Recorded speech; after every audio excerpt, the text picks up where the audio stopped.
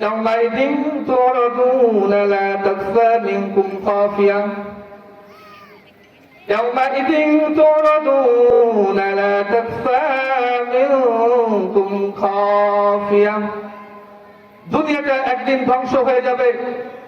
কিছুদিন আগে বাংলাদেশের ভূমিকম্প আমাদেরকে জানিয়ে দিয়েছে। গত শুক্রবারের দিন আমাদেরকে জানিয়ে দিয়েছে যে একদিন এইভাবে ভূমিকম্প হয়ে বাংলাদেশ থেকে, পৃথিবী থেকে আমাদের সকলকে চলে যেতে হবে। কথা বলেন ঠিক কিনা?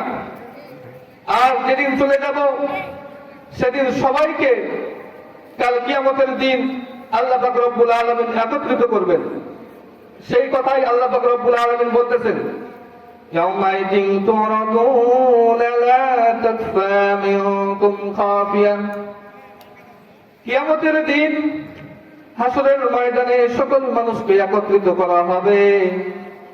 সকল প্রকারের মানুষকে আল্লাহ পাক রব্বুল আলামিন একত্রিত করে বলবেন,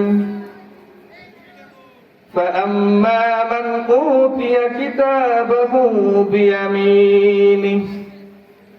একত্রিত করার পরে আল্লাহ পাক রব্বুল আলামিন সকলের আমলনামা সম্বন্ধে হিসাব নিকাশ নেবেন এবং জিজ্ঞাসাবাদ করবেন।